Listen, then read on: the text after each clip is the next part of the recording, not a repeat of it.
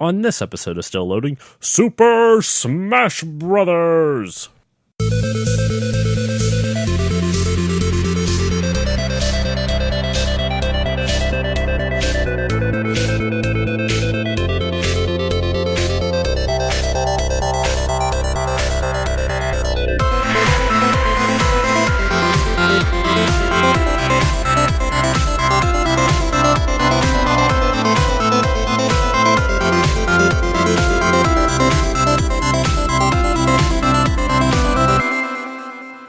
Hey guys, it's Josh, and welcome to this episode of Still Loading. And for this week's episode, I decided to cover a little bit broader of a topic than I normally cover. As you guys know, for the regular listeners, you'll know that I usually cover individual games on each episode. Periodically, I'll try to cover like game history types of topics. But this episode, I'm going to kind of do a little bit of both. We're going to cover a series, and for those who can't read the title, it's Super Smash Brothers, or actually hear the intro. But in any case, we're covering the Super Smash Brothers series today, and by we, I mean I have invited my friend Ben. Ben, say hello. Hello. So I invited Ben on here because he is one of the most knowledgeable people that I know about not just Smash Brothers, but Nintendo everything in general. Oh, wow. Thanks. I feel flattered. So I guess let's just start this off. Let's just talk about your history with Smash Brothers. Like, when did you start playing it? I know you said you've played it a lot, but let's dive into that a little bit. Okay, so the first time I played Smash Bros., this is the stupidest thing ever, was at a McDonald's in a Walmart back in like 2002 or 2003. That's already the best story I've ever heard. Keep going. They had a Melee set up at like this little kiosk there, and I had absolutely no idea what this game was. I had never heard of it before. I know Mario, I know Yoshi, I know Bowser. I'm like, who the fuck is everyone else? So I picked Bowser, and my sister picked Yoshi, and I know we went to the F-Zero stage, Mute City, and I think we fell off the road a bunch and died. I didn't understand it at all. I'm amazed you fell in love with it out after that initial reaction. Not at all. I didn't play the game again for like another 5 or 6 years. Holy, that's an awesome first experience. I mean, well, not awesome for you, but I love hearing stories like that about how just like how random and off the wall. Yeah, I love that. So then you picked it up 5 or 6-ish years later, and so what made you start playing it again? So, when I was a geeky 5th grader, I would read about upcoming games on the Mario Wiki. And I remember seeing images from Super Smash Bros. Brawl, and again, having no idea what it was. But the art direction of the game was very intriguing to me, because, if you look at, a picture of Mario in Mario Galaxy versus his official render in Brawl, it's, very detailed. The denim has, a detailed texture to it, and, it's very dark shading and stuff. I was like, wow, that looks really, really awesome. So when one of my friends ended up getting it for his birthday, coincidentally shared a birthday with me, we played it at his house for 13 hours straight. Dear God. Yeah, that was my first actual experience with Smash. That was Brawl, and I played as Bowser, I think, the entire time. One of the heaviest characters in the entire world. Yeah, Slow really? as hell, but powerful as hell, too. That's interesting, though, because that's interesting that you started with Brawl. Now, I'm trying to... Brawl was interesting, especially just because it was one of the... I think it was the first Smash to introduce non-Nintendo characters into the mix. Yes. Right? Sonic and Solid Snake from Metal Gear Solid, and Sonic from Sonic the Hedgehog. Was there anything I don't think else? we had either character unlocked that night, so... And Snake ended up being... I actually really liked playing as Snake in that game, surprisingly enough. He was a lot of fun. Oh yeah, I love playing as him. He's a lot of fun. So then, I guess to kind of spoil the end, not really the end of this, but let's just cut right to the chase. In your opinion, what is your favorite Smash Brothers? Smash Bros. Game? I flip-flop a lot between Melee and Brawl. Okay. I'm torn between which of those two is my favorite. I would make the argument that I think Brawl is, from a more objective stance, the best Smash game, but I think my personal preference is Melee. Really? So how would, just because I'm not quite as well versed, and for those, just as a kind of disclaimer, I didn't get a chance to do a lot of research for this episode, so I am putting a lot of weight on Ben's shoulders, and he's been very gracious to help out with them. No pressure. Don't worry. If anything, I'm the one that's going to look dumb, so don't worry about it. So in terms of being objective, what makes you say Brawl is better? And this is an honest question, not some kind of trap question. Okay, well, it's hard to say because I think there is a lot to criticize about Brawl. Brawl is one of the most controversial entries in the series too. But I would make the arguments that Brawl is the most well-rounded as a game. Like, Brawl has a lot of single-player content in it. I'd say more than any other Smash game, including Ultimate. Really? Because Ultimate has I only played a little bit of it, but that single-player, like, it's like almost like a world map that you travel a lot around and fight different enemies. That Honestly, looks huge. This is going to be controversial. I don't think that mode is actually very good so far. I'm about a third. I just cleared. It's 3 maps, I think. I just cleared the first map on the hardest difficulty, and it's kind of underwhelming. I feel Really? like. Okay. I have. It's very like repetitive with its structure. It kind of reminds me of the event mode from Melee Brawl and 4, except with kind of like the gimmick of now they have like a character spirit attached to them, so you're supposed to like imagine it's someone else. But I don't know. It's not really doing much for me. I feel like the spirit thing in Ultimate is a little convoluted. Like, I don't know. Maybe it's just me being like a near 30-year-old and don't understand like a lot of the new mechanics in games and stuff. But like, just the addition of spirits, I kind of understand. They're just basically power-ups from what I'm getting. But it seems unnecessary. Stat boosting power-ups. They're stat boosting power-ups that have like an image of an old character's art for whatever reason. It's supposed to be a replacement of the trophies from the first couple games. Okay.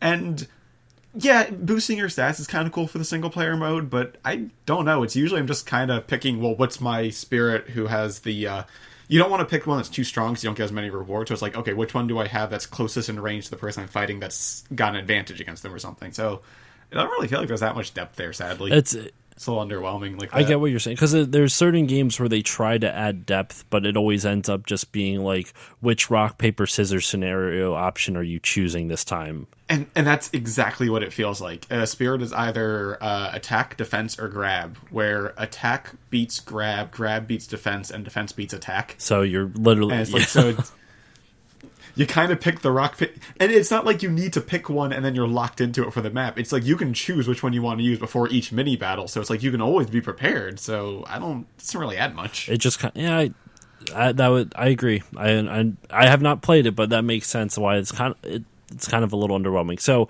let's talk about now, since we kind of went into a little bit of your history with it, let's just talk about the series in general. Let's start out with the development. So from what little research I was able to do, it was created by Masahiro Sakurai. I think I pronounced his name correctly. Yeah, it's and he was the creator of the Kirby series, I believe. Yes. And him and Satoru Iwata, rest in peace, way before he passed away. They kind of worked on Smash Brothers in their off time, and they were both working at HAL Laboratories. Satoru Iwata was the president, I believe, of HAL at the time, and Masahiro, I'm going to butcher their names. I'm just going to say Sakurai, so I don't Mashed potato butcher samurai. everyone. Just keep on messing it up. But no, so he was making it an off time, asked Satoru Iwata to help. He agreed, and they kind of made like I forget what the name of the prototype was. Dragon King. What? It was named Dragon King. That was it. And that's kind of where the game started. Then they realized, then they said, well, we want some actual characters in it, not these faceless nobodies. And they, prepped it over to Nintendo, and the rest is history. Well, actually, so what happened was Nintendo rejected it at first. They didn't like the idea. I did not know that. Okay, so what did they say about the rejection? Do you know what they said about the rejection? Was there any specifics? I don't remember what they said. I think they just said they didn't think the mechanics sounded that interesting, but don't quote me on that. It could be dead wrong.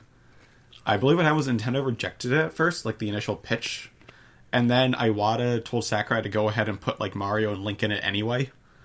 And so he did, and then he had like a more complete version, and he pitched it again, and this time they're like, oh, this actually might sell. So, and I do know they were pretty worried about it in general, just because it, like, during the focus test before it was released, a lot of gamers didn't really like the idea of Nintendo's mascots fighting each other. Yeah, that was a problem. And then on top of that, it's like the fighting mechanics are very different from other fighting games. I don't know if you have any experience with like Street Fighter or anything, but Street Fighter's like a completely different beast. So you're 100% right, because I believe even Sakurai said that he wanted to go for a more an easily approachable fighting game, because a lot of times when you're playing, Street Fighter and Mortal Kombat, especially in arcades, you have, the one kid in the arcade who's really good, and the learning curve to get up to that skill level is just nearly insurmountable, it seems like. Those games require a big time commitment just to understand like the basics of. No, yeah, you're right. And on top of that, I would even say not just because of the community at the time, but also the mechanics of the game themselves. Like Street Fighter and Mortal Kombat, it's much more technical. It's a lot more, you have to hit certain buttons and certain patterns, versus Smash is just you hit a button. It's more twitch reflexes, I would say, versus a combination of twitch reflexes and pattern memorization. So I'm going to have to disagree with you as someone who has experience in competitive Smash. Okay. Smash is a much lower skill floor than other fighting games. It's much easier to get into. I agree with that. But I think the skill ceiling is probably about as high. Well, Smash I didn't mean that the skill... Sorry, I cut you off. Smash is much simpler in terms of the controls itself, but I'd say there's still a lot of technicalities that go into like the precision of your spacing, and there's a lot of like mind games and stuff that really amp up the complexity.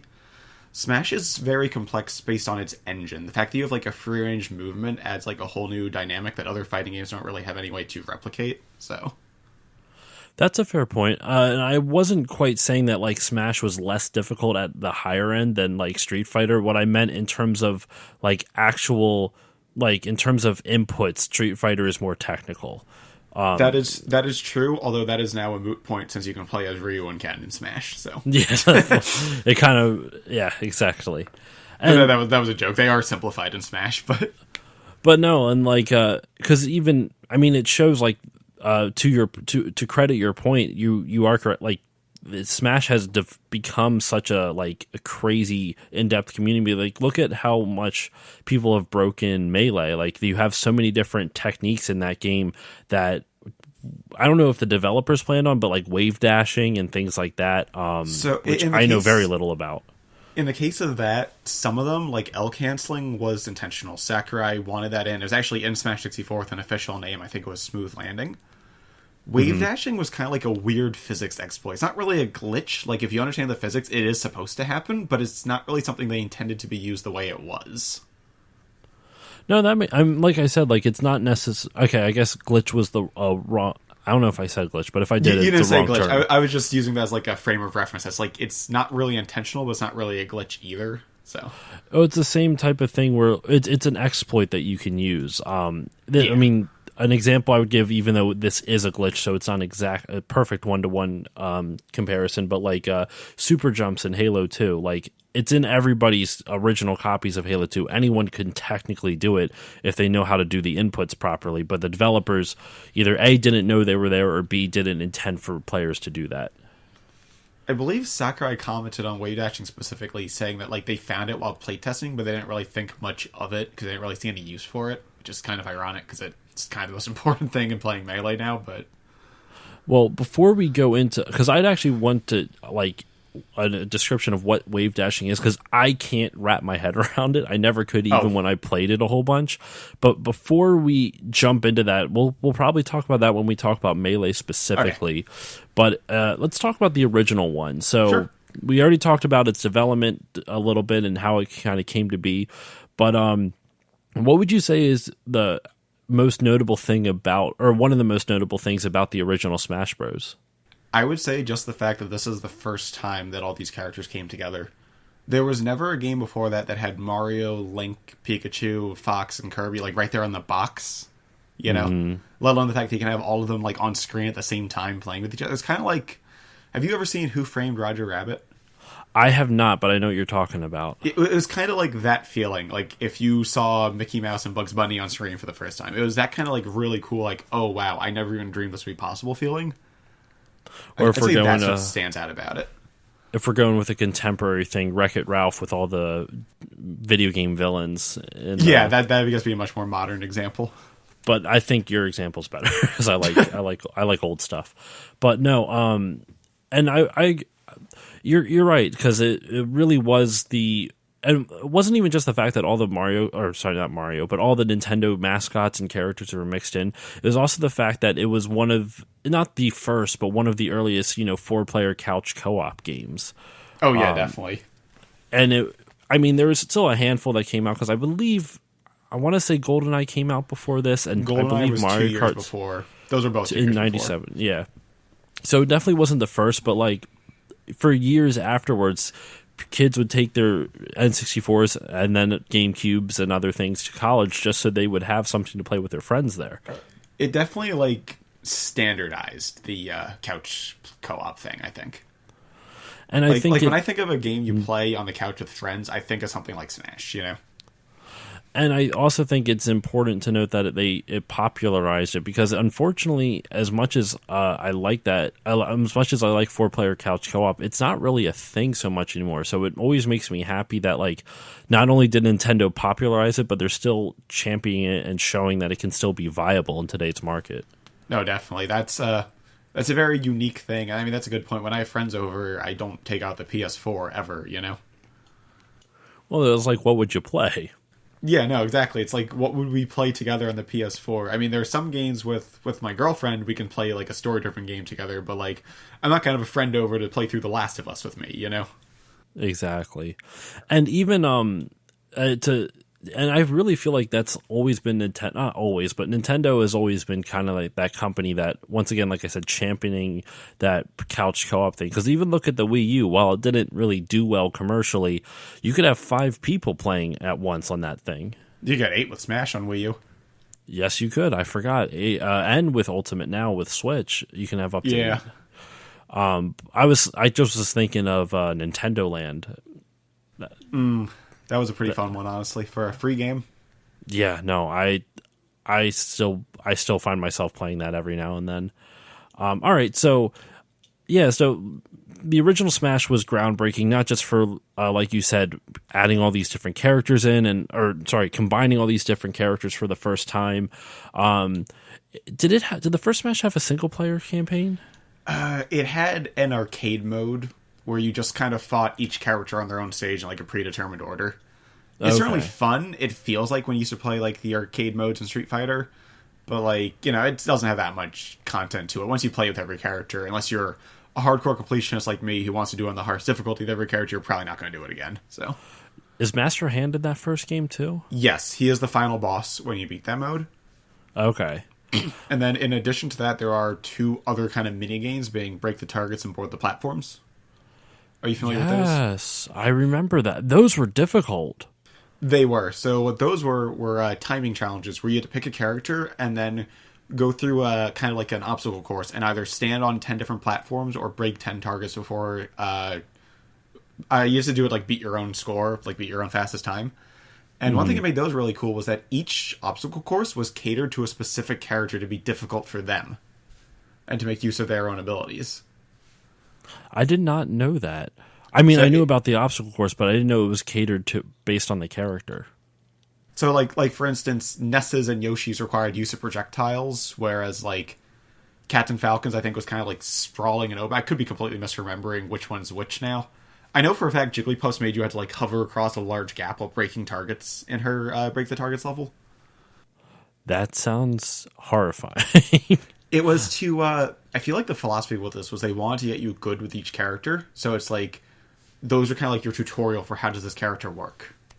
That's a really cool game design idea, though, as opposed to teaching through the combat, which is what you would expect. It teaches you through just a series of challenges and not even like telling you that these are tutorials, but it just kind of masking it that way. Yeah. I know I spent more time in this with Melee and Brawl, but I spent a lot of time even in 64 trying to like beat my own times to get my like it would tell you a total high score, which would be like all your character times combined. I used to try to get that, like, I'm going to play tonight and just get this total score 30 seconds lower. So I'm just like switching between characters, like who can I shave off like 2 seconds on? And like that almost really sounds like almost it sounds like a proto speed running type of thing. Oh, if you look up like the tool assisted videos for like those break the targets, they're super crazy. I love watching tool-assisted speedruns. Have you ever seen like any of the Mario Kart ones? I don't think I've ever seen a Mario Kart one outside of the like world record time trials. I don't think I've seen one of like I'd be interested in seeing like someone do a Grand Prix speedrun though. It's like the AI throwing stuff at them. I've seen like I don't know if they've done a full Grand Prix, because generally like watching a task just play a game that long won't be the most interesting. Yeah. But I've seen some where it's just like they like manipulated some like the coin blocks to get a specific item. So you usually get a shell, so it'll like knock you over a ledge to get to the other side of the track. It's crazy. After we're done recording, I'll see if I can find one and send it to you. But yeah, that sounds awesome. It's crazy. Do you ever watch the Games Done Quick stuff? I've seen bits and pieces of those. Like I've seen Sonic 06 for Games Done Quick a few times. I want to say SpongeBob Alfred Bikini Bottom had a Games Done Quick, and I watched that. They're going to be doing another one in January, so I check the schedule if there's anything that you find interesting, because the way they break those games, it's nuts. I'm pushing to get the game Scooby-Doo Night of 100 Frights in that, because I was the first world record holder for that game. I held the record until someone else speedran and beat me, but I held it for like 3 years. So that's crazy. What game was this? Scooby-Doo Night of 100 Frights. It's made by the same dev who made Battle for Bikini Bottom, and I'd say it's honestly a cute game. The first half's really well constructed. It's kind of like a Metroidvania platformer, and then the second half of the game, hardcore falls apart. But it can't always win everything, I guess. But that sounds interesting. I'm actually going to write that down, because I'm always looking for. I do this thing where it's not really with SpongeBob or Scooby-Doo games, but it would kind of be up that alley, where I'll go to like a game store with a limit of like $10, and I will find the strangest game I can find for $10 or less. If I can plug my own YouTube here, yeah, the strangest game I've ever played is called Pets Cats 2. It is not a cat raising simulator. It is a Legend of Zelda ripoff. Is it an official game or like an indie game? Yes, it's an official game that lies to you on the back of the box and tells you it's a pet raising simulator when it's in fact not. That's crazy. I have done 2 different video essays. It's one big video essay split into 2 parts, each like a half hour long, of me just talking about the game and how weird it is and why it's also a really bad game too. But did you beat it? Oh, I've played through it like 10 times. I love it. It's just so captivating with how weird it is. Like the plot is that like this evil wolf manipulates you into giving him the magic hat, and like your character's just some doofus who for some reason trusts the evil wolf. And then you have to do chores for the people in town to help them rebuild it, because the wolf destroys the town. Then when you're done, they just make you do chores for them anyway, because they're a bunch of lazy assholes. That's fantastic. It's such a weird game, but like if you ever get the chance to play it, do it. It's so intriguing. Like you can't put it down till you beat it. And one last time, because my memory's bad, so I'm going to assume that other people listening's memories will be bad. What is the game again? It is called Pets Cats 2. I don't know where the 2 came from. I don't know why it says pets in it, because it's not part of the pet series, even though it has their logo. Is there a Z involved in any of those? Yes. Are they both Z's, like pets with a Z and cats with a Z? Yep. I will link you to my videos when we're done this conversation. I am sold, and I will make sure to tag this. I'll make sure to tag at least your social media and YouTube stuff in the bio for the episode, or in the info.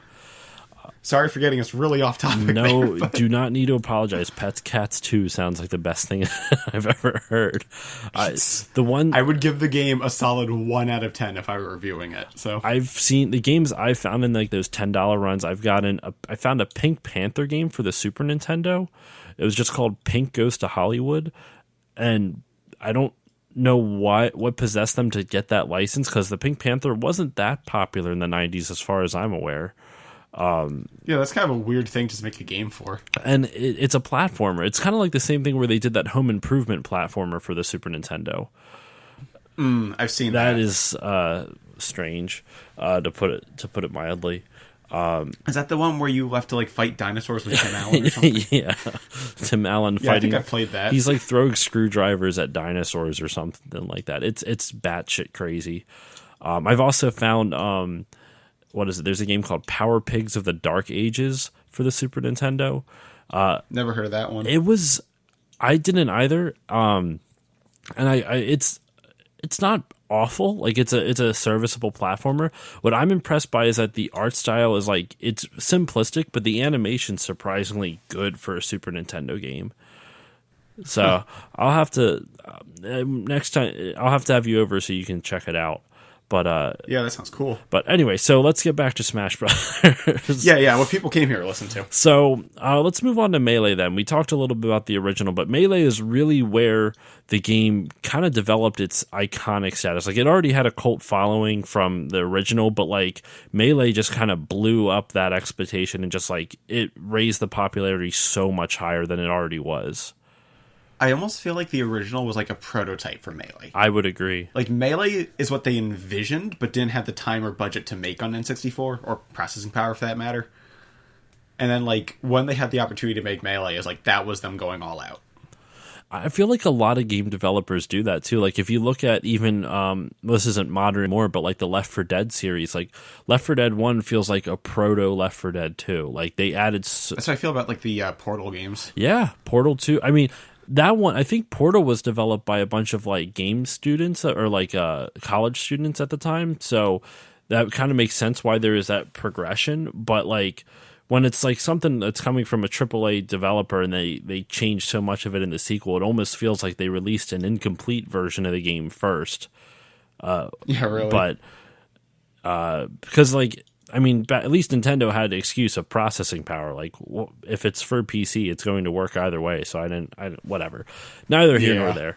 But no, so Melee was interesting just because it added more characters in. How many more characters do you know? Smash 64 had 12 and Melee had 26, so they add 14. They more than doubled it. So yeah, they more than doubled it. But to be fair, 6 of the characters were what's known as clones. Oh, like... And clones are based on a character already in the roster. They had costume... They had costume changes. They were almost always wearing a different outfit, exception for Link and Young Link. Mm-hmm. They usually had stat differences. Like, Dr. Mario is slower and stronger than normal Mario. Okay. And then a few of them have completely unique moves. So, though the clones in Melee were Dr. Mario based on regular Mario... Falco based on Fox, Pichu based on Pikachu, Roy based on Marth, Young Link based on Link, and then here's a really weird one, Ganondorf based on Captain Falcon. I could see that, a very slow Captain Falcon. But the weird thing is, like, he fights with a sword and magic, but in Smash he's just punching people. He has his knee of I call Captain Falcon's the knee of justice, but yeah, that's actually the one move he didn't get. He has that's Captain Falcon's forward air move, and Ganondorf has a different one where he like kind of swings his fist over his head and like punches down. So, oh, I know what you're talking about. Yeah, people call that one the Skull Cruncher. So the noticeable difference between Melee and the original, and pretty much Melee and every subsequent Smash game, is the speed. Melee is one of it's still to date the fastest in terms of like character movement, the fastest game in the series. Character movement, button inputs are really fast in Melee. I don't think a game has ever really felt quite as like I don't like to use the word perfect too often, but like the controls, the actual controls, I always hear people use like, it's very tight controls, but I've never really played a game that has a more perfect like control layout as well as input and just feel to it. I'd say the weird thing is everyone I know when they first play Melee don't like the controls. They say they're like too sensitive, but then after you keep playing it like you feel it. You understand why it is the way it is. I 100% agree, because the first time I played it, I got mad because I couldn't see where my character was because he'd run off the screen like faster than I was anticipating. Yeah. Did you ever have that learning? Like you said that when you first tried a Smash game, it was Brawl, or sorry, it was Melee, and you kind of had that experience. But like, do you still get that experience of where it's like the learning curve is just annoying at some points for you? Oh, yeah, when Ultimate came out, the first match, my girlfriend and I were just, like, getting frustrated with the controls being different. Are you playing on the GameCube controller on your Switch, or are you playing with, like, the Pro or something? I'm playing with the Switch Pro. I actually have to use a different controller in each Smash game, because my muscle memory will screw me over. If I use a GameCube controller in any game that's not Melee, I will start trying to play as if the physics are like Melee. Okay. I don't have that issue, but I can understand especially if you play a lot. I have put 1,500 hours into Melee, so God. I played a lot. Yeah. Did you play that competitively too? Was that the one you played competitively? I used to play Melee and Brawl a little competitively. Brawl's the only one I actually ever got any results in. I won 50 chicken nuggets doing Brawl once. Sorry, I just like the prize. I played some Melee my first 2 years at my university. I did just say the name, but I'm going to ask you to censor that out. Oh yeah, no problem. I didn't even hear that you said it, but I'll when I'm listening back, I will actually edit this out. But anyway, the first 2 years of my university, I did some Melee competitively. I didn't really win anything, but it's like I definitely learned a lot, you know. And so this was at college that you competed, yeah. Right? Okay.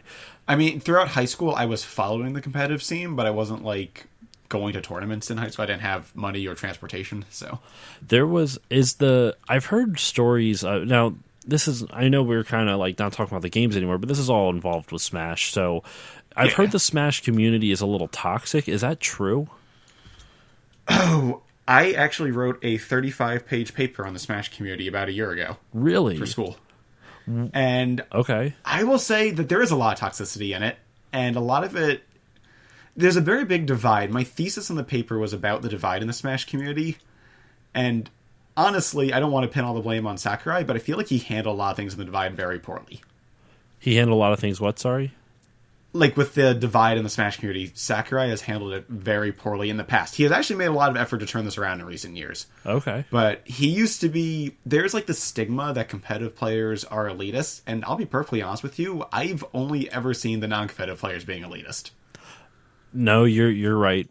I've only ever seen them saying stuff like, "Oh, you guys just turn off items," like bands say, "Why you do that? Why can't we just all have fun?" And I'm like, "I'm having fun the way I want to, and I'm not telling you what you need to do. So why are you bothering me?" There is, I'll have to link it to you, but there is this thing I saw a while ago about players who get competitive. Let me say.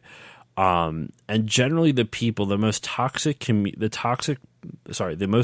portions of any community, there's like studies done like within, I'll have to link it to you because I don't have the studies off the top of my head, but basically if you look at all the different the tiers of skill levels, you have, your low, middle, and high. It's the middle of the low tier is the most toxic portion of most. I'm not going to say all because you can't really speak in definites, but like generally the middle, like if you're in the middle of the low skill tier, that's where the most of the assholes are. And it's I will agree with that completely. The Smash fans who I find toxic are the ones who don't really play the game competitively, kind of get mad at people who do play the game competitively, and they also usually whine and complain to Sakurai that they don't like the characters in the game or whatever. And I can tell you from personal experience, I kind of can be one of those. I don't vocally do it. Like, I'm not like the guy who, like, I have those thoughts and emotions because I'm bad at the game. But, like, I don't express them, but I can understand their thought process. Because, like, there'll be times when, like, I don't understand why I'm doing so poorly, and that's frustrating. I mean, to be frustrated is to be human. There's nothing wrong with that. It's about how you present your frustration, Fair enough. But no, they went on and said it was interesting because they were saying how the reason why the people in like that middle bottom tier are like have that level of frustrations because they have poor heuristic skills. They don't understand how far away they are from the top and how close they are to the bottom.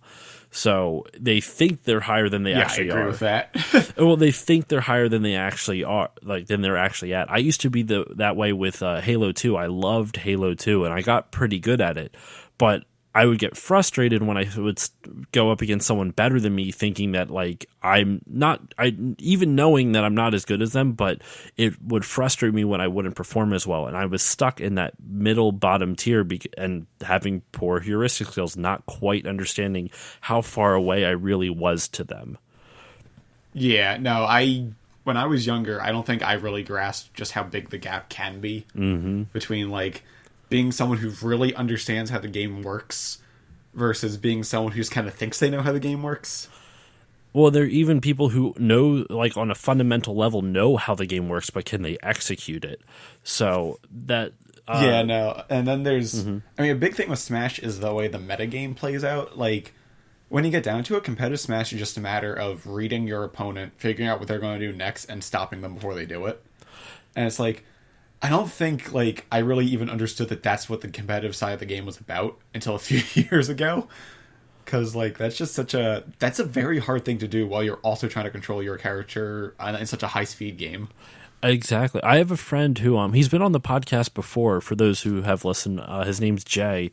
He actually I don't know if he still is, but at one point in time he was like top 5 or 3 in the world for Soul Calibur, like Soul Calibur 5 or something like that.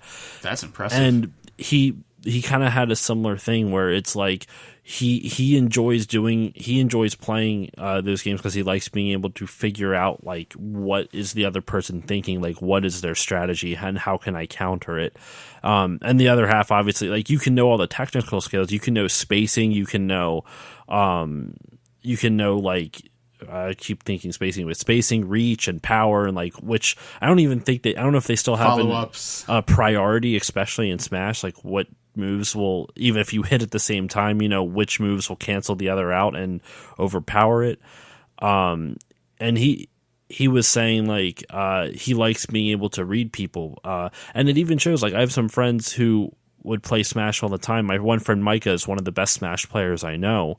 Not anywhere near professional, but he's a pretty good Smash player. But he would always lose to our one friend Jamie. But then Micah would come in and go against and play professional Smash players and do okay against them. Like he was not good enough to compete in tournaments, but he could hold his own against them. And then Jamie would come in and get wrecked by them. So even though that Micah was better technically and he could fight better technically, Jamie knew him better. He knew all his tendencies, and because he knew him so well, he could beat him every time. Exactly. So that I always find that's interesting especially with competitive fighting games, like or pretty much any competitive game. A lot of it's just reading your opponent, knowing what they're going to do, and it just depending on the game depends on what you need to read about them. Honestly, I think that there's this whole perception that the media has that gaming is a lot about reaction time, and honestly, I don't think reaction time is that important to playing any game, really. I think it's mostly about predicting the game. I mostly agree with that, actually, now that I think about it. I still think a lot of it's reaction time, but when you get up to the high-level competitive scene, like, everyone has similar reaction times. Well, it's everyone has similar reaction time, and it's also that human reaction time at its fastest is about 15 frames, and that is slower than most moves in Smash. You physically cannot react to most moves in Smash Bros. They're too quick.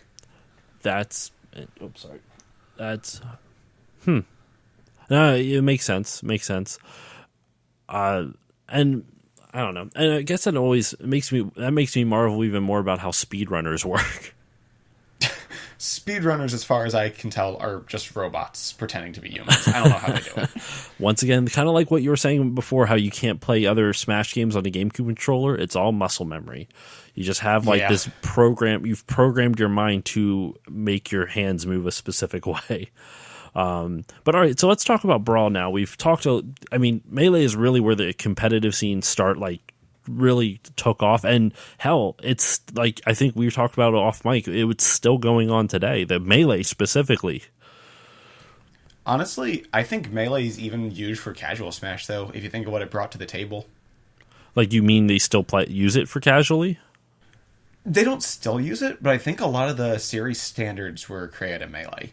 Like, Melee was the first game to, like, really expand the stage roster. The first Smash game had 9 stages, and I think Melee had, like, 29. That's a big jump. Melee was the first game to start, like, tracking your stats like a creepy stalker ex-girlfriend. Like, it remembers every little thing you did. Melee was the game that introduced the trophies to Smash, where it'd give you, like, rewards for doing different challenges, and each reward would be, like, a 3D model of a character with, like, a little bio about them. I loved that because as someone who loves game history, it was always interesting for me to learn about these like obscure characters that you've never heard of before. I love that too. It's like Melee was the game to introduce like the All-Star mode and the Adventure mode and the Event Matches mode. And I remember my friends and I, we would have huge tournaments on that. Like we would pick like 2 characters and just we would fill out like the rest with NPCs, and so there'd be like 6 of us total, but with 12 characters, total, 2 for each, and that would give us kind of 2 chances.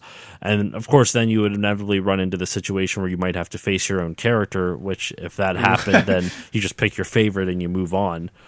So it was kind of like a weird it was kind of like a weird balancing act. Like if someone was too good, inevitably they would have to face himself and, pick which one they are going to do to kind of balance out for the other people who might just be hanging on by a thread. But no, Melee was it was such a groundbreaking game in the series just because, like you said, it's the template. It's kind of like Link to the Past for the Zelda series for a long while until Breath of the Wild came out. But like it's that one game that really set the template for the rest of the entire franchise. And hell, Smash. Granted, I don't think there's not a whole lot of room for iteration with Smash, but No. that's got to be the frustrating thing, especially for Sakurai. Like, there's like, what more can you really change? Do you think Ultimate's going to be the last game? I do think Ultimate will be the last game in the traditional sense. We can talk more about this when we get to Ultimate if you'd like, but I don't think it'll be the last Smash game, period, but I think it's going to be the last Smash game with like the same spirit as the others, if that makes sense.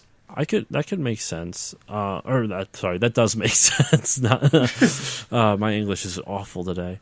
But no. So let's move on to Brawl. So Brawl was the one that was the Wii title of the game, the Wii version of Smash. And it added more characters. The first we talked about before, the first non-Nintendo characters, and it added the Smash Ball. Added the final smashes, which I guess we should explain for people who don't know what that is. But the Smash Ball is an item that would fly around the stage, and if you attacked it enough, it would break, and your character would start to glow. And when they're glowing, you could unleash a move called a Final Smash, which was a ridiculously overpowered move to let you kill everyone else. Know what I just realized? I don't think we ever really... people should be able to infer it by now, but I don't think we ever really described what Smash Brothers is as a game. We just kind of went right into it. If you're still listening to this and you don't know what Smash Brothers is, I'm amazed you're here. And 2, it's a fighting game at its core. So there we go. That covered the base. It's a fighting game with free-range movement. It's kind of like a hybrid between a platformer and a fighting game. That is... And the goal, as opposed to draining your opponent's health, is to hit them so that their damage meter goes up. And the higher their damage meter is, the farther they fly when they get hit. That's known as knockback. And the goal is to try to hit your opponent off the edge of the stage.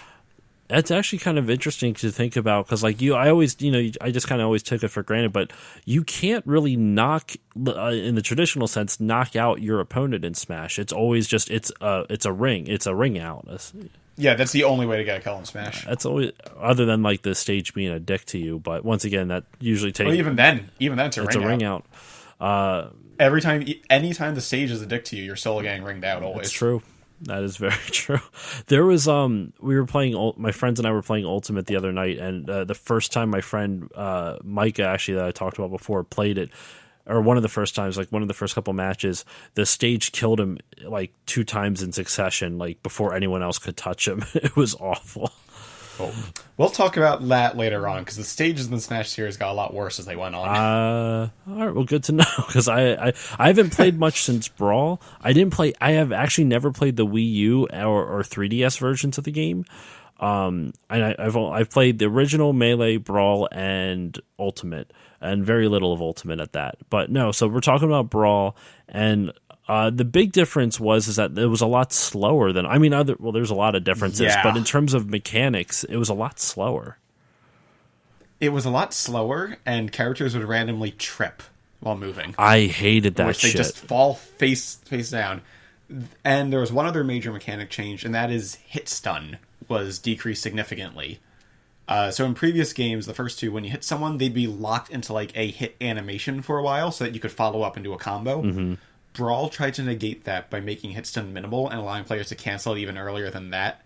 And all 3 of those changes, the speed, the tripping, and the hit stun canceling, were done by Sakurai to give the middle finger to competitive players, and I think that was very immature of him, honestly. No, I would agree, because especially the fact that not only did because of that, but the fact that he slowed it down, it kind of took a lot of the edge off of the game, if that makes sense. It definitely hurt the game competitively, but I think as a whole, it didn't hurt Brawl in the big scheme of things too much. Like I said, I would still make the argument that Brawl is the best Smash game in an all things considered sense. So, all right, fair enough. What would you say? What was your? Because this was the first game that did, like we said before, non-Nintendo characters. What was your favorite non-Nintendo character in the game? In Brawl specifically, because there's only two choices. Was there only? I guess Sonic or Snake. All right, yeah. Sonic or Snake. We'll go with that. Well, I actually knew who Sonic was when I first played Brawl, so him. All right, fair enough. But you hadn't played a Metal Gear Solid game prior to that? I own the first 4 on PS3, and then I own 5 on PS4, and I haven't played a single one of them. It's the price of being. I don't know if you're a collector, but the price of being a.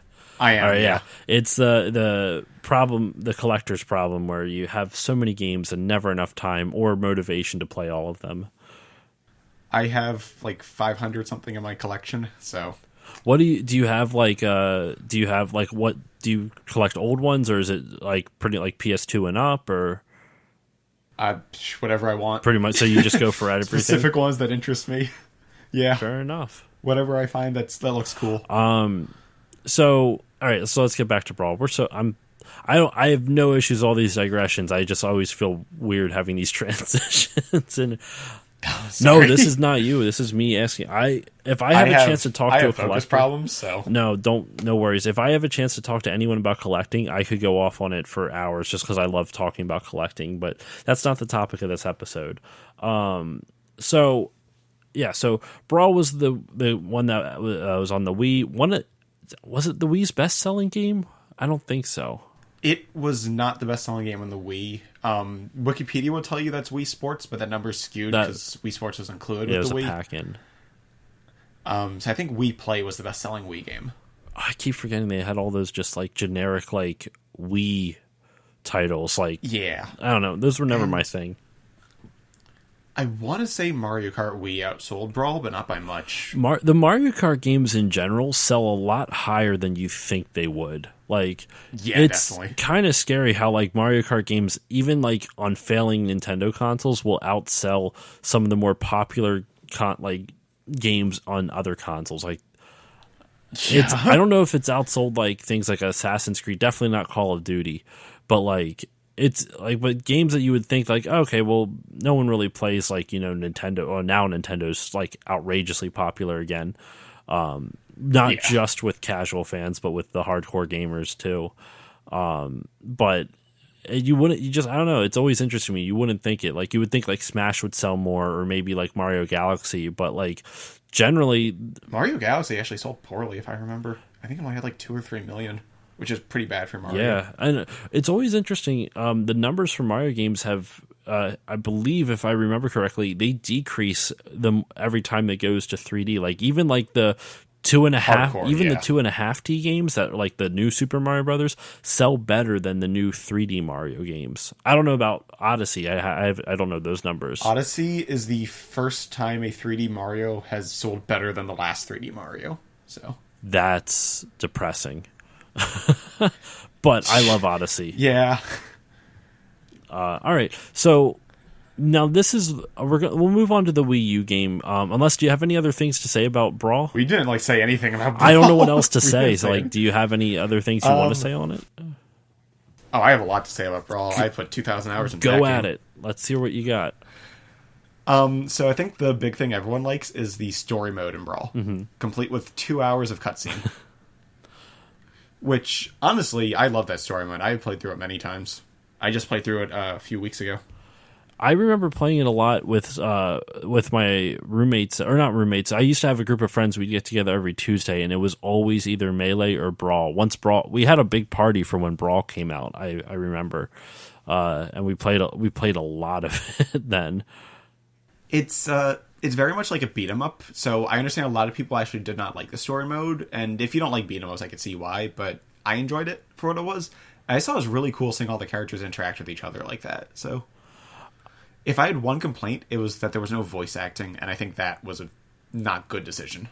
Well, how many? I get like not even like Fox or Falco were voice acted or anything like that. The only voice clips in the story mode were ones that were used elsewhere in like the fighting. Okay. So like a character saying like "there" or like "come on."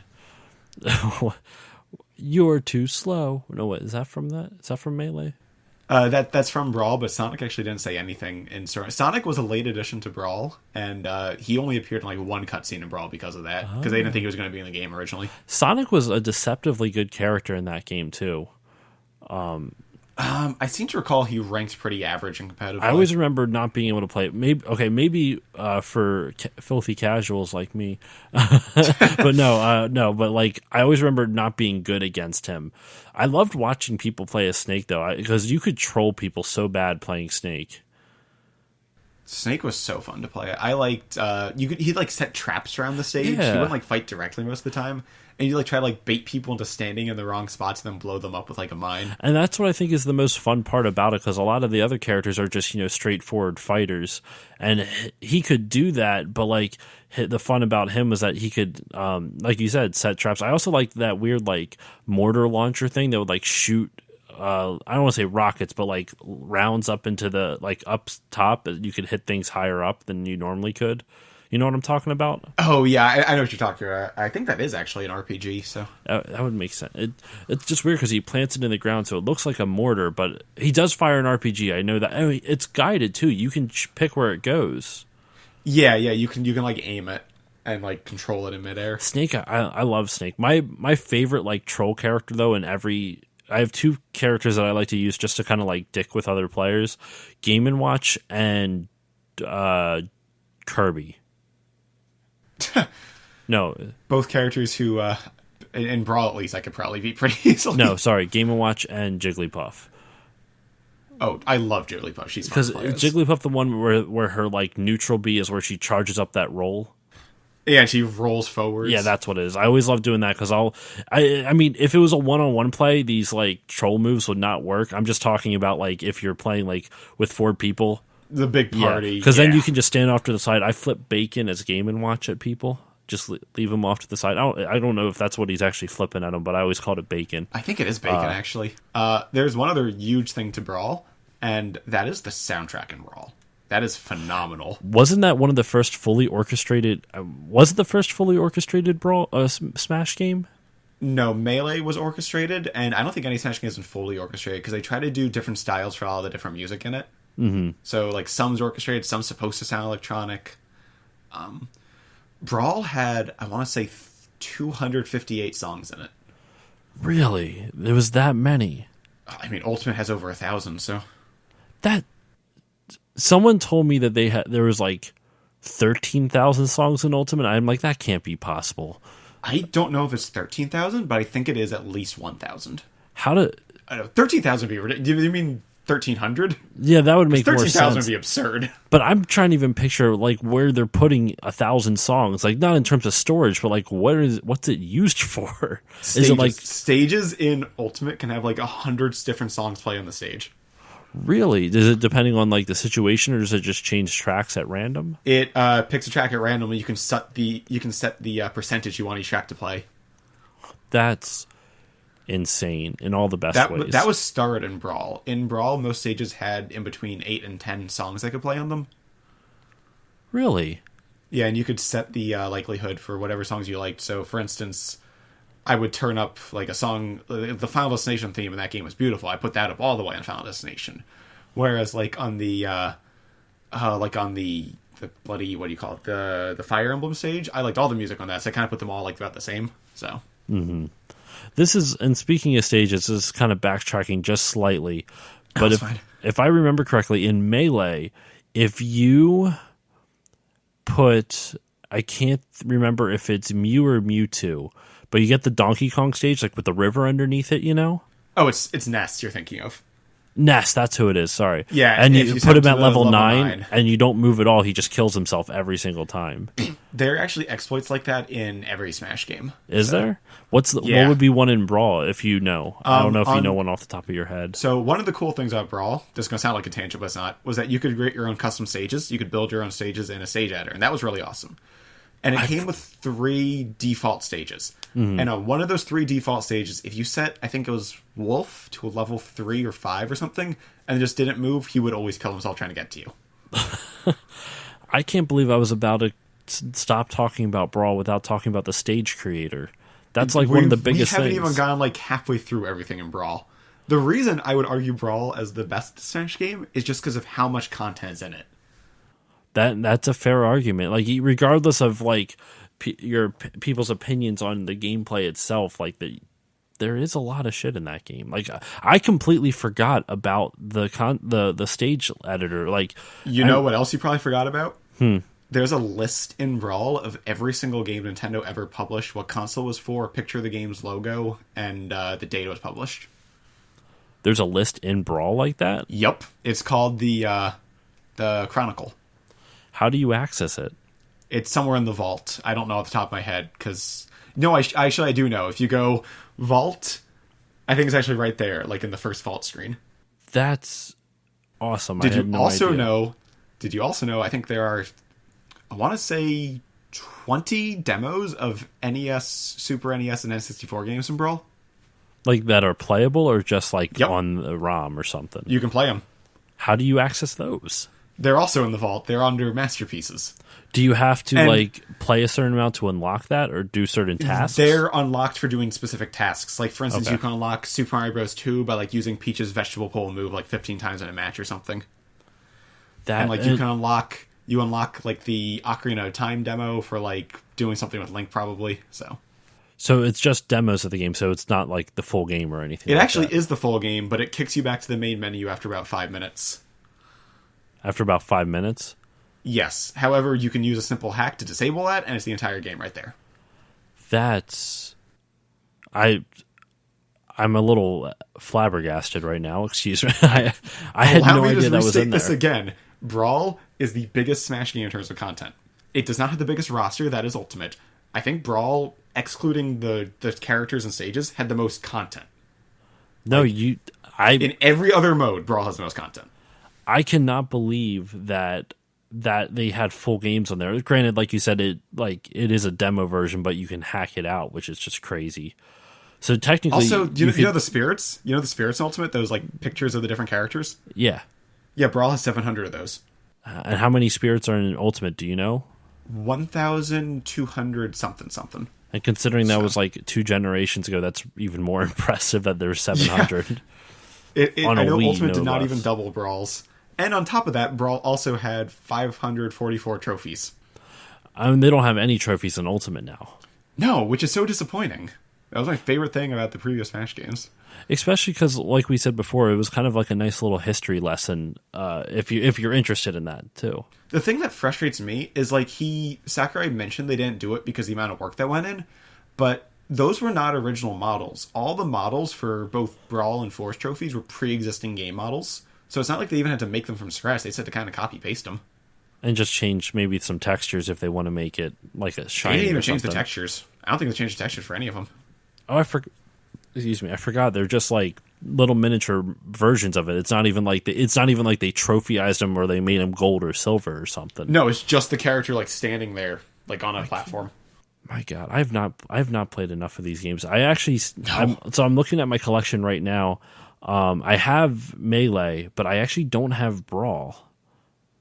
And I do have Smash for the Wii U, but I got that for not really free. But when I bought the Wii U from a friend, it was included in the bundle that I got from him. And I never really felt the need to try because I don't really play it by myself. But I do have Ultimate, so I will actually have to log some hours into that, like in the coming days. Well, real quick before we move on to 4, I think there's one more thing that needs to be addressed for Brawl, and that is the modding scene for Brawl. Wasn't there a really big mod for the competitive community? I can't remember what it was called. That's Project M. It made the physics like Melee. It made a lot of the characters faster like Melee, and also brought back Roy and Mewtwo, who were both cut due to time constraints. Really? How did they? Yeah. Were they like? Did they just add them in? Like, how did the hack work? Were those models existing in the game date already? Nope, and they had to make their own models, make their own animations, and fill out all the parameters for them. I've done a lot of Brawl modding myself, so Yeah, there's a lot of work that went into that. What kind of mods have you made for Brawl? So I'm working on I have a custom mod pack that's like 99% done. I didn't really make most of the assets. There's a website called the Brawl Vault you can get them from. But I created all like the cosmetics for it and linked it all together. So the way it works is it's the base Brawl. I didn't change any of the physics because I just want to preserve Brawl the way it is. I brought back the 5 characters who were cut from Melee, being Pichu, Mewtwo, Roy, Dr. Mario, and Young Link. Both Mewtwo and Roy are using their Project M movesets because I thought those were very well made. Brought back every single stage that was cut from the first 2 games. Made it so that depending on what button you hold down when you're picking a stage, you can get a version with like the original graphics, a version with like modernized HD graphics for the older stages, a different button you can hold down to turn off the stage hazards. I took Project M's All-Star Versus mode, which meant that every time you died, you could switch characters if you wanted to. It was like an optional thing you could do in matches, and put that in there. And a few other like I don't even remember what I did for that. All I know is it was a lot of work. It required, for what I did, it required learning a little bit of assembly in order to port the Project M alternate stage loader over to vanilla Brawl. So I've been working on this since 2011. How close are you to finishing? Like 99% done. But like, I go through phases of being into it, onto it. The last time I was really into it was July, so it'll probably be another few months before I get back to it. That's crazy, though. And you actually had to learn, like, assembler language, like a little bit of it, just to code the thing? I mean, it was basic stuff. I was just manipulating data that was already there rather than writing my own code. Okay. Because, like, I dabble in computer programming here and there. Like, I took Java and C++ in college, especially since I went for game design and whatnot. But, like, I haven't touched it at all in a little bit, but like assembly language is like that's just foreign to me. It's so complicated. I specifically did that to try to get the it's called the alternate stage loader. It's a code that lets you load different version stages by holding down different buttons. The Project M version of that into normal Brawl, because the Project M version had some special things that the normal Brawl version didn't. And then it got, like, mostly working when all of a sudden someone else posts a finished code online that's it completely working. I'm like, oh, great. Well, all my hard work just went to waste because this version's actually finished. Well, at least you got to save a little bit of time in the end then. Yeah, it still hurt, though. I don't blame you. But, all right. So, is there any other final thoughts on Brawl? Because I can't believe I was going to pass on it sooner, but I move on so quickly, I mean. But is there any other final thoughts that you have on Brawl? Zero Suit's hang out with my sexual awakening. No comment. Because I relate completely. I mean, what? Well, you were older when Brawl came out. I was in I was a late grade. bloomer. No, no, I'm just kidding. No, Zero Suit Samus was that was something. That was something. But no, so for the next game, the Smash Bros. On the Wii U and 3DS, like I said before, I have not played this at all. So this is going to be a little more heavy on your end. Like, what was the big difference between this game and its previous iterations, and what did you like and did not like about it? So I think Smash 4 was probably the weakest Smash game. Excluding maybe the original, just because it has so little content. And it's you can't blame it on that one. So yeah, this is gonna be crazy. I actually think the 3DS version of Smash 4 was a little better than the Wii U version. Why? Just because is it crazy? Because like the 3DS is technically less powerful than the Wii U, or there's a couple of reasons why I like it more on 3DS. First off, the stages are way better on 3DS. The Wii U stages, the philosophy seemed to be like, how can we make the stage screw over the player, as opposed to how can we make the stage fun. So the way it worked, I should probably explain this. Both versions had the same characters with the exact same moves and exact same physics, but they only shared about 10 or 12 stages. All the other stages were exclusive to one version or the other, which was kind of lame, honestly, I thought. And universally, I have a series on my YouTube channel I just finished where my girlfriend and I played one match on every single stage in every Smash game leading up to the launch of Smash Ultimate. And basically, we were like almost on the Wii U stage. We're like, hey, it's finally a good Wii U stage. They're really bad, but so that sucked. The single player content was a little better on 3DS. I still don't think it was good on either version, but the arcade mode, the classic mode, was more fun on 3DS because it wasn't so RNG heavy. I actually kind of like the art direction better on 3DS. So Smash 4 went for more Nintendo art style than previous Smash games, which are a little more gritty and realistic looking. I don't think realistic is a good way to put it. It's more like detailed. More detailed than you expect from Nintendo. Smash 4 went to a very bright, colorful palette, which, I mean, that's fine, but one thing I liked is, as I said at the beginning of this whole podcast thing, was that, like, Melee and Brawl's visuals stood out. Like, you knew that was Mario in Brawl when you saw him there. Mm-hmm. Whereas, like, in 4, he kind of just looked like Mario in any other game, and I guess that's fine, but it just didn't have the same appeal to me. And that's more of an aesthetic thing, but your opinion on aesthetic thing. But I can understand, like, if the art direction isn't your favorite, it does detract a lot. Although, between the two versions, I actually thought the 3DS version looked a little nicer. The 3DS version went kind of all out with the bright colors and made it like a cel-shaded look, and gave the characters an outline. And I ended up actually turning off the outline because of one problem. That was a character would not cast an outline on themselves, which means if, like, they move their hand over their chest, the outline around their hand would vanish. I didn't like that. But I feel like the cel-shaded look with a better implementation of the outline would actually be really cool. A lot of times I feel like cel-shaded graphics, not all the time, but a good chunk of the time, those graphics overall look better and age a lot better than most times, like, more realistic or gritty graphics do. Yeah, I like cel-shading, and I wouldn't have picked it for Smash, but I thought it worked really well when I saw it in practice there. And they probably had to do it I mean, I haven't played it, but I would assume they had to do it, like, sparingly. Like, you don't want to go full on cel shading because otherwise it wouldn't be Smash. But if you do it kind of like a cel shade light, I guess. They actually did do full on cel shading on the 3DS because they were concerned with the visibility on the small screens, that players would have trouble seeing their characters. That makes a lot of sense. So they went for that so that they'd stand out more. And I think that was a good decision because when I first started playing Smash, I was using the original 3DS model, which had like a 2.5-inch screen. It was tiny. I was going to say, like, the 3DS version will probably stand up to time better, just because, like, look at games like Wind Waker, Sly Cooper. All those games still look good. I mean, I can go back to Sly Cooper every year and say that game is one of the greatest looking games I've ever seen.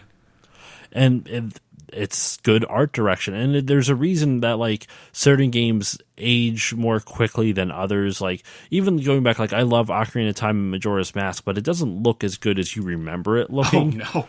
Even Twilight Princess doesn't look as good as you remember. I never liked how Twilight Princess looked, but I also didn't play it a whole lot. But I liked the way Link and Zelda looked. Every side character looked like a freak, though. Did you like the art style for Skyward Sword? I've not played Skyward Sword yet. It's one of the Zelda games I have not even played. Like, I've played Twilight Princess, but not beaten it. But I haven't even played Skyward Sword yet. I liked the art style in Skyward Sword. Still didn't make me like the game, though. So fair enough. What else what other thoughts do you have on Smash 4? So Smash 4 was the game that made the character roster introductions, like, insane. We got Cloud Strife in Smash 4. Did he really start in Smash 4? Yeah, he was the one of the last DLC characters, and, like, nobody saw that coming. Huh. Smash 4 also added, like, wiiU from Street Fighter, complete with Street Fighter controls, which was awesome. It added Bayonetta, so we had a character from a pornographic game in Smash, which is certainly unique. Is Bayonetta an actual, like, pornographic game, or is it just like a softcore type of thing?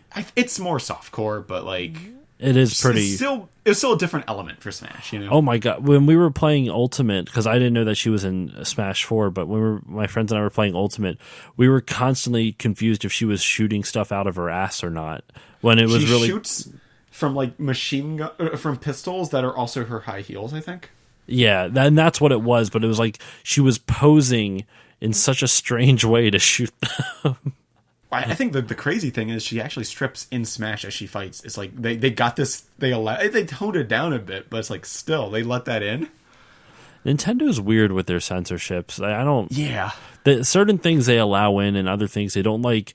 Didn't they get rid of the cross on Link's shield in the original, like, not Ocarina of Time? I'm sorry, in the original Legend of Zelda because of the religious symbolism. That's the word. Yeah, there's an interesting thing about that. That isn't like the instruction manuals for the first two Zeldas. It appears that it's very Christian in terms of their religion. Like, Link is seen praying to a crucifix, I think, in Zelda 2's manual. Mm-hmm. And it's like, by Link to the Past, in the Japanese version, they still kept that. By the American version, they started to cut that out. And then from there, they kind of just removed it altogether and came up with their own mythology. Which, honestly, for a fictional setting like that, I kind of prefer when it has some mythology. No, I agree. It makes a lot more sense. Yeah. And they would do stuff like that all the time where they would pick and choose things to remove, whether it was too much, like it was too sexualized, whether it was too violent. But then they would leave stuff in, like in Bionic Commando, you blow up Hitler's head. Oh, to be fair, I don't think Nintendo made that one. No, but like they still had, but game developers still had to pass their censors. Yeah, and whatnot. that's true. That's true. I mean, I know over time Nintendo's been a lot more lax at censorship. There's actually a controversial thing now where PS4 is like censoring all the games, whereas like you can just straight up get like actual hardcore pornographic games on Switch. So, can you really? Yeah, in the shop, it's like all this hentai stuff. Well, I know what don't tell my wife. But just scroll down the shop page and look at all the anime games, and it's like, oh.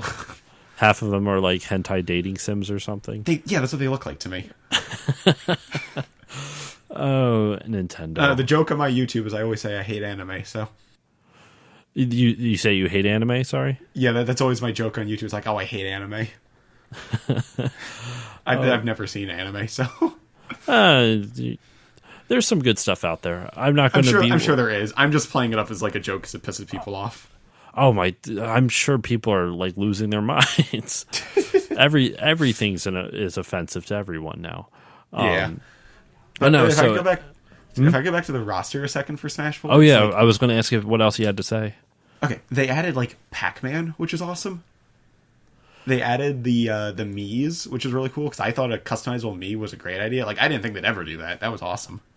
I'm happy they did that because that makes it even more personable for the players.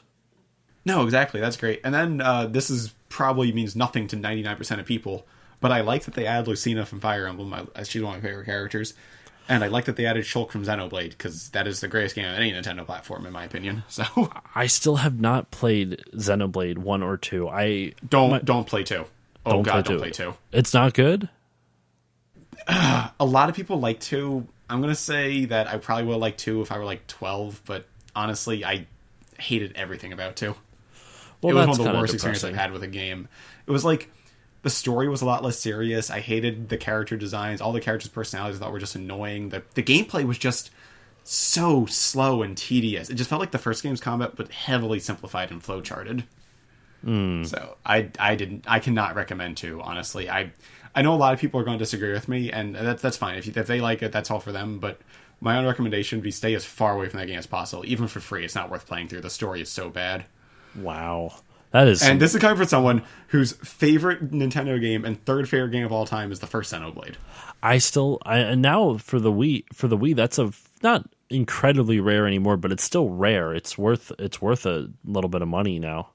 It's like $40-ish now, which for a used Wii game is definitely a lot. I actually think it's higher than that. I thought I checked. Really? I think I checked price charting and it was like still 60 or 70. Oh wow. I know when I got it was 80-ish. So I might be wrong though. If it's only 40, I'm going to go find a copy because I could swing that right now. Honestly, I don't care what you say your morals are. If you need to pirate it to play it, you need to play it, because once you pirate it, you'll be able to justify $100 for it. Sorry, you cut out there. What? I said once you play it, you'll be able to justify $100 for it. So pirate it first if you need to, and then buy it when you're done. I don't care. Just play it. It's so good. I'll have to give it a shot.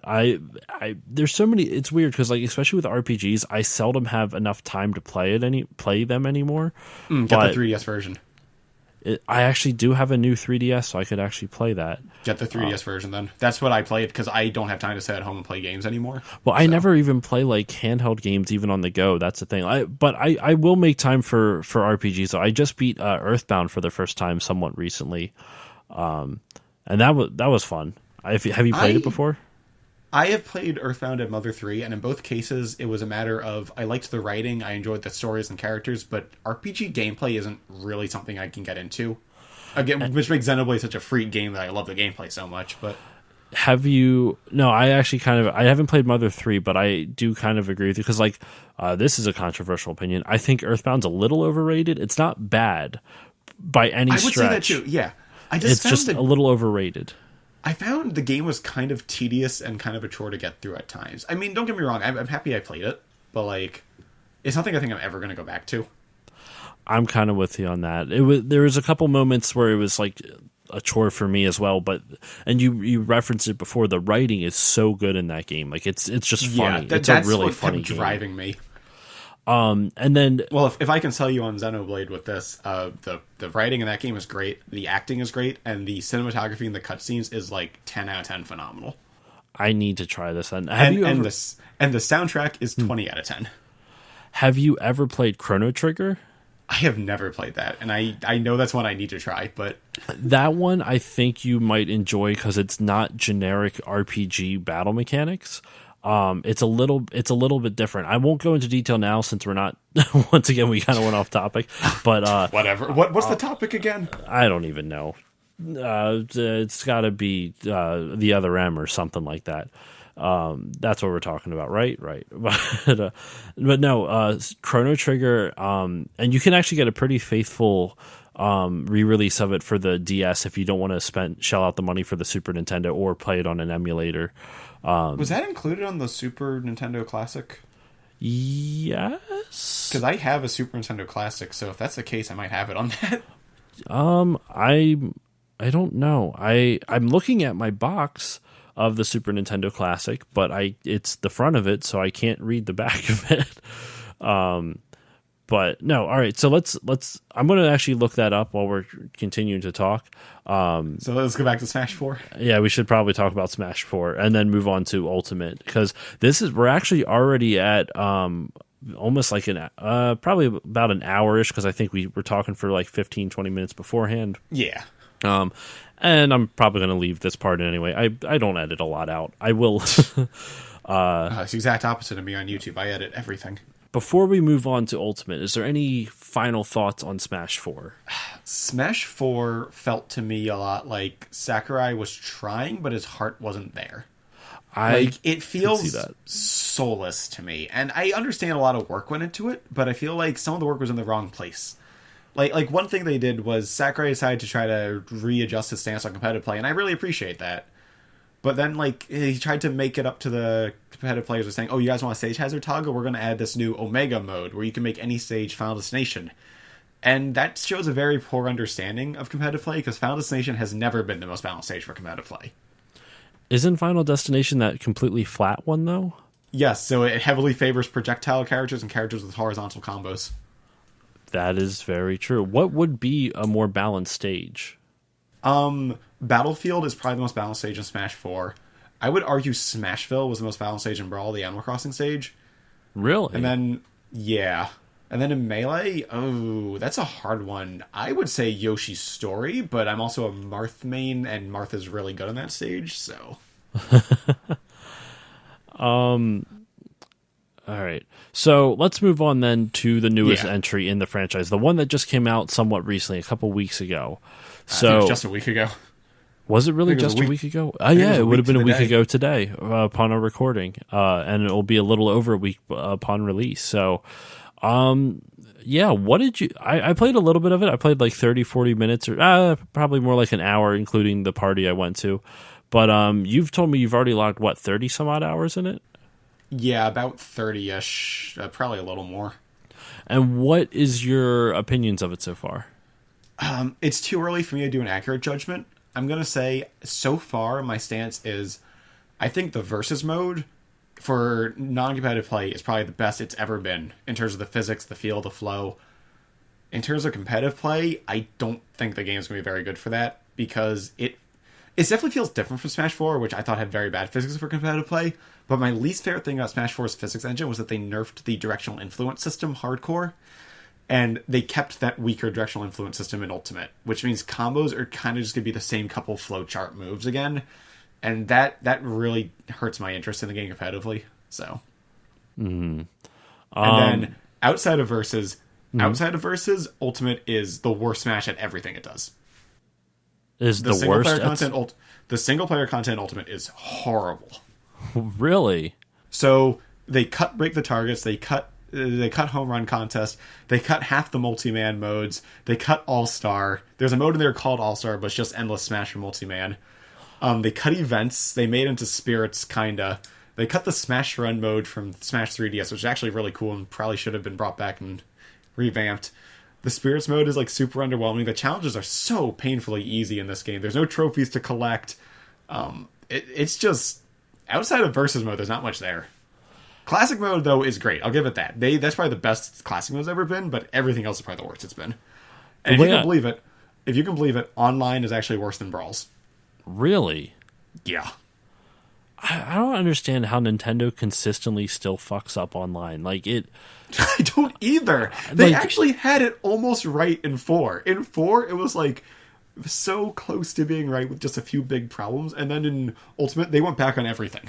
I just don't understand it. I can forgive the Wii for not being good online because hell, even like Sony was feeling out the online thing by the end of the PS3 era. I mean, it had it on PS2. It came standard in PS3, but like they didn't quite have it down to what it is now until the end of the PS3 era. So I can forgive the Wii for not quite understanding, especially because the GameCube was the only one, I believe, in that generation that couldn't go online in some capacity. It could, but the only games you could go online with were the Phantasy Star Online. Yes, I just forgot about that. So but it didn't really have like any online community or anything like that. Like you could at least get like some type of semblance of that with the PS2 with the Final Fantasy 11 was online, and obviously Xbox Live was huge on the original Xbox. And 360 is really what kicked off the online craze. And Sony kind of learned from it towards the end, but so I can forgive Nintendo for not quite getting into the online game that early. wiiU should have been fine. I don't know how good or bad the online is on wiiU. As someone who is very critical of the wiiU, I think is one of the weakest consoles I own. I don't think the online was that bad. I don't think it was perfect, but for the most part, I think it was decent. It functioned. That's good to know. So they improved it. And then the Switch, I don't know much more. I mean, I think it's great that their online is crazy cheap. I have nothing against that. Online as a whole isn't bad. It's just Smash? It's Smash specifically. So the way 4 did online was when you went online, you could play with friends, which would let you play with your friends, and then with anyone. And then with anyone, there's 2 different menus, being for fun and for glory. For fun, it would go to a random stage, items would be on and be a 4-way free-for-all. For glory would be the Omega stages only, which is a little unfortunate. But one-on-ones only and no items. And that was great that they had those separate modes. And then in Ultimate, they got rid of that. And it's just all a hodgepodge at that point? So what Ultimate does is you get to set your preferred rules. So I set mine, I want to do a stock battle, I want to do one-on-ones, I want to have no items, I want to be on battlefield stages. And it will, quote, attempt to pair you up with people with a similar preference to you. As far as I can tell, it makes no effort to do that. It just kind of pairs you up with people randomly. That's great matchmaking there. Yeah. Oh, and it's like, I know for a fact I'm not the only one in the world looking for a one-on-one. There was this great tweet by competitive Smash players saying that Smash Ultimate's amazing. It's the only game in the world where you can have Mario, Cloud Strife, Sonic, and Pac-Man all playing on a Legend of Zelda stage with Pokeballs as items when all 4 players just want to do a one-on-one without items. Can you turn off the items and everything too? Yes, normally, you can turn off items for... Just not easily online, but like in a couch co-op type of thing, you can. Oh yeah, you can turn off items for competitive play. I don't know why they would take that away. I don't know why I was even worried about that. But no, that would be a very Nintendo thing to take away.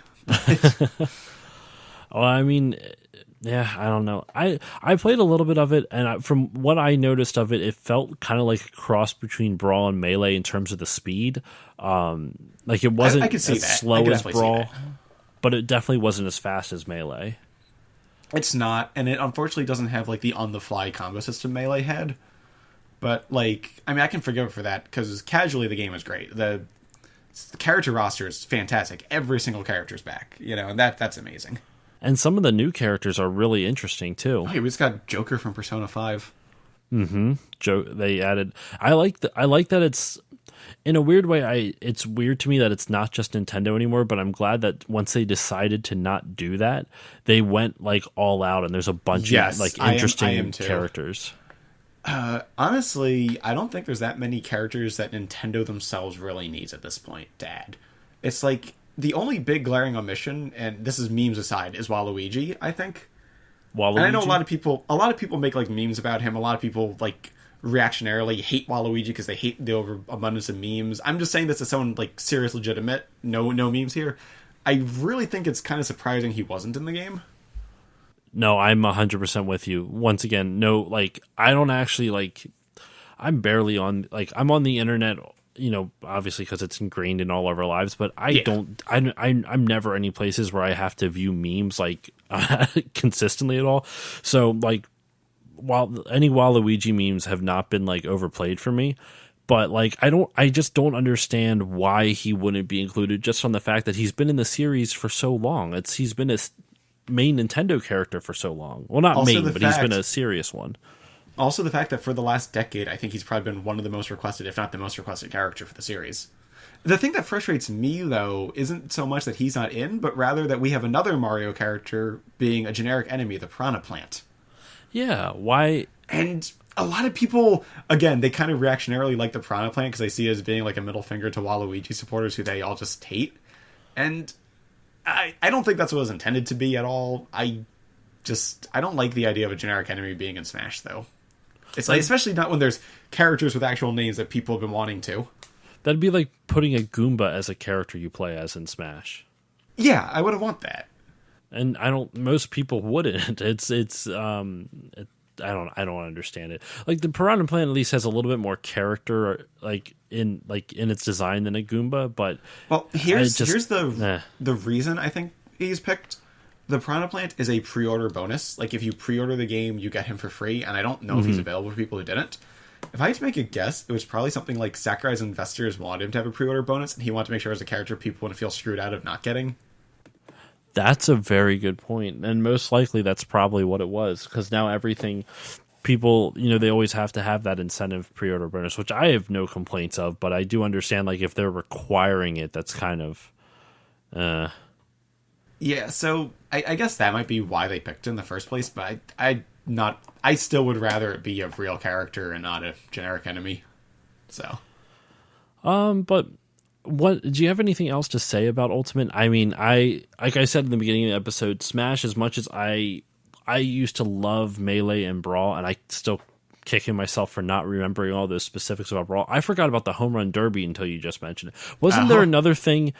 I mean, maybe this was the Home Run Derby, but is the Home Run Derby the thing where you have like that boxing bag that you hit with a baseball bat? Yeah, that was it. Yeah, okay. I remember because you would have like 10 seconds to beat the shit out of it, and then you would wind up and see how far you could hit it. You had to do like the best combo you could, and then see how far you could hit at the end. Which that got really crazy too. If you want to get into like the world record territory for that, so. That was my friends and I would just spend hours playing that, just seeing how far we could get. Again, that was the kind of thing where I just see my total score and be like, okay, how much higher can I move my combined score for the characters? And then I'd be like, so this character could probably get like a foot or two further, Mm-hmm. I just kind of like build up with that, and it's disappointing to me as a longtime hardcore Smash fan to see that Ultimate doesn't really have anything outside of the versus mode to offer. Based off what you're telling me, I'm surprised how much they limited. They just cut back on all the extra game modes and just kept the basics, it seems like.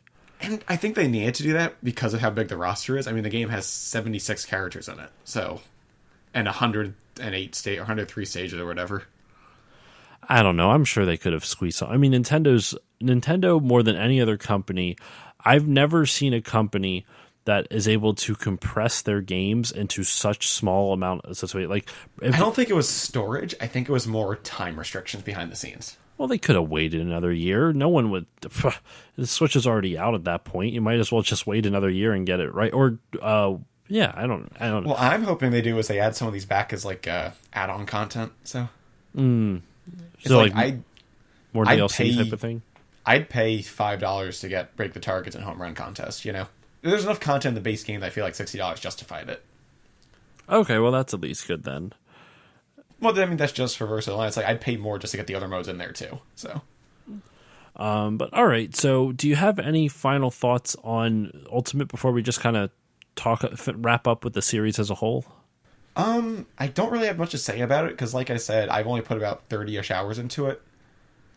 I mean, that's still a lot more time than me. I put 1,500 into both Melee and 4. I put 2,000 into Brawl. It's like I have much more to say about those games than I do Ultimate, so it hasn't been out long enough yet. Nah, and that's why I'm happy I had you on. Like I said, once again, like I didn't have a lot of chance to do research, and normally what I usually do is I'll play a game for at least like 2 to 3 hours prior to recording, but I couldn't really do that today or yesterday because I was at work for like freaking 15 hours. Yeah, it was that's exhausting. But to kind of wrap this whole thing up, I just want to talk about the importance of the series as a whole. Like we already kind of talked about how it was important for the assembling of characters, but I guess important not just in terms of the overall sense in game history and importance in game culture, but also importance in your own life, like nostalgically and like what it means to you. Brawl introduced me to so many games I never even would have heard of without it. And it's crazy to know what kind of impact those games have had on my life. Like, I had never heard of Fire Emblem before Brawl. I had never heard of Earthbound. I had never heard of Metal Gear Solid. I had heard of Metroid, but I didn't know anything about it. I'd heard of Star Fox, I didn't know anything about it. The only games I knew going to Brawl were Mario, Pokemon, and Kirby, you know? Mm-hmm. The mainstays. And Zelda, Durf. I knew Zelda. But even then, I don't think I've really played much of it till Brawl. I got introduced to it through the music and character designs, so... And I think that's really important to note that like these games, like if Nintendo really wants to continue like selling their old catalog, these games are a really kind of good advertising vehicle for it. Yeah, definitely. Because I didn't know who Ness was until Melee, or what, wasn't even the original. He was in the original. He was. I didn't know who Ness was. I mean, I played Melee the most, so I didn't play a lot on the original, but I had no idea who Ness was until Smash Brothers. I had no idea who Martha Roy was until Smash Brothers. And I still haven't played a Fire Emblem game, but I still intend to at some point. And a lot of it is also just like the fact that you hear, like, I didn't even know who Captain Falcon was until... I don't think anyone knows who he is.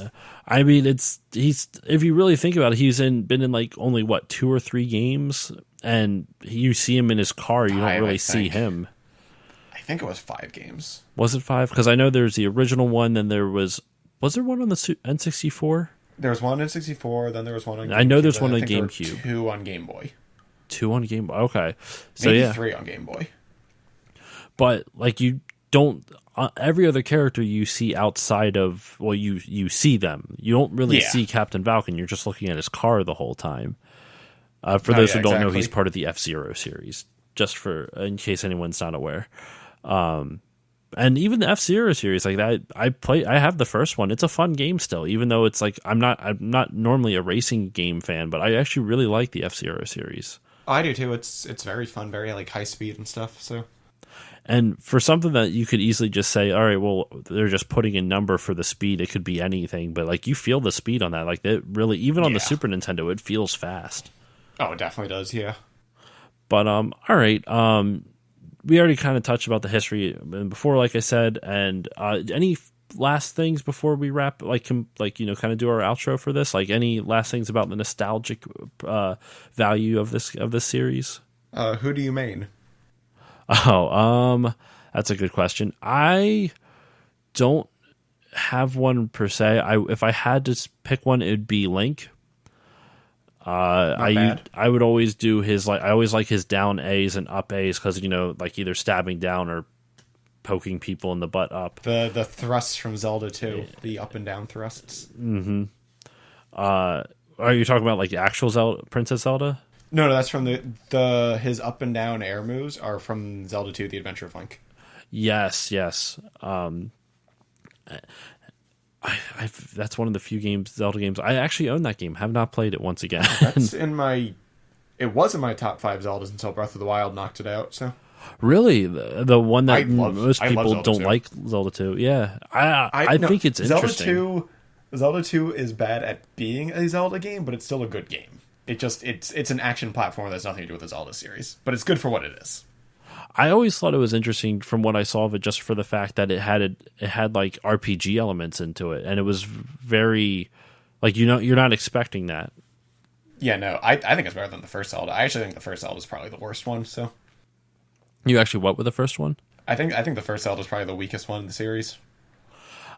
I disagree, but I also haven't played every one in the series, so I can't say for certainty just yet. Like my opinion's not 100% fully formed just yet. So my issue with it is I feel like there's too much of a just what am I supposed to do, and it comes off more tedious than fun to me. So I also wonder how much of that are we supposed to be reading the manual, because remember a lot of those old games you're actually supposed to read the manual before playing. I would put the first Zelda as a game that, like, it's a product of the mid-'80s gaming. Oh yeah, I don't think it holds up today in that sense. I agree and disagree. I actually was playing through it with a friend of mine, and we were actually having a ton of fun, like passing off the controller with switching dungeons. But that also could have been the fun part. Could have just been hanging out. So who knows?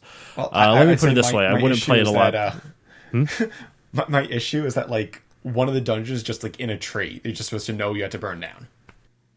Yeah, there's just the old. It seemed like old NES secret. Same thing with, like, what is it, Castlevania 2 Simon's Quest, where you have to. Yeah, I don't like games like that.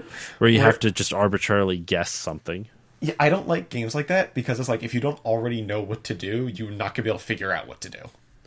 So. And as a kid, it probably wouldn't have made as much of a difference because you have all that time. No, because as a kid, you have infinite time just mess around with that. But, like, I don't have that time now. So no, being an adult sucks.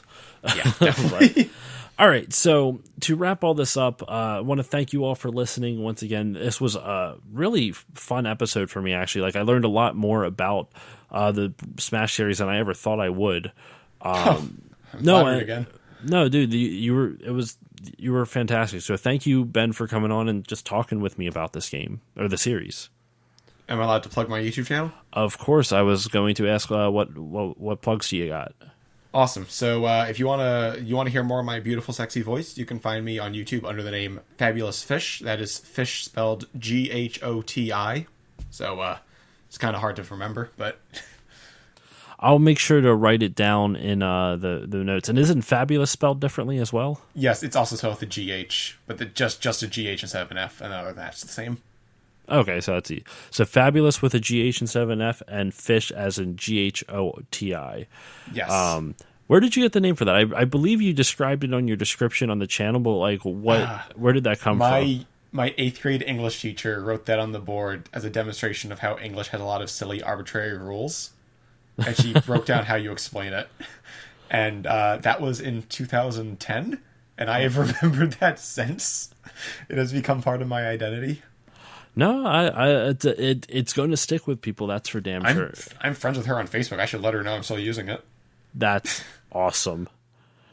I always like to talk to people about, like, how weird English is too. Like, I know this is completely random and not related to the wrap ups, but, like, the fact that, like, you can, like, buffalo. I forget how many times you say buffalo, like, 6 times. It's like, okay, 8 times, and it's an actual complete sentence because buffalo can be a verb, a noun, an adverb, and all this other shit. That's just like, it's insane. So welcome to the English language. Fun language. But all right, so for my plugs, I want to plug the network I'm newly a part of, the Podbeard network. Go check out all the amazing shows on the network. You have the flagship show, the Hotter Show. So if you like indie music reviews, specifically indie music from Canada, definitely check it out. Also check out Two Guys in a Game, a great gaming show on the network. Mikes and Beers, it's their monthly show. They just kind of hang out and bullshit with some Mikes and Beers. So go check that out. The new addition to the channel, Boy Stick on YouTube. Also Dark Runner Gaming on Twitch. I believe Honestly Lazy Show on YouTube. I don't know how I remember all these. And then also for some personal friends of the show, my friend Erica over at the Apex in the Abyss, an amazing true crime podcast. Definitely give that a listen to if you like true crime stuff. Drinks with Larry, bunch of comedians drinking, having fun. They're funny guys. Definitely give them a listen. No Geeks Allowed. That's KNOW. No Geeks Allowed. They're also a really good podcast. I did my most recent episode prior to this was with them on the Super Mario Bros. Movie. So if you want to hear us making fun of that movie, like everyone else on the internet, go give that a listen to. Hear our interpretations of it. I feel like I'm forgetting someone. Oh, new podcast that I've been, well, not new, but like new to me. I've shouted them out a couple times on the show.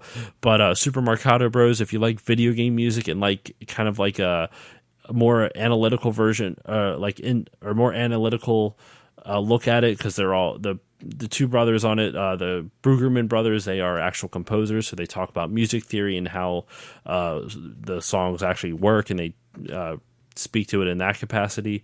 That was a mess of a sentence. Not editing that out. And also the Singing Mountain podcast. That's a really good, really good video game music podcast. Give that a listen to.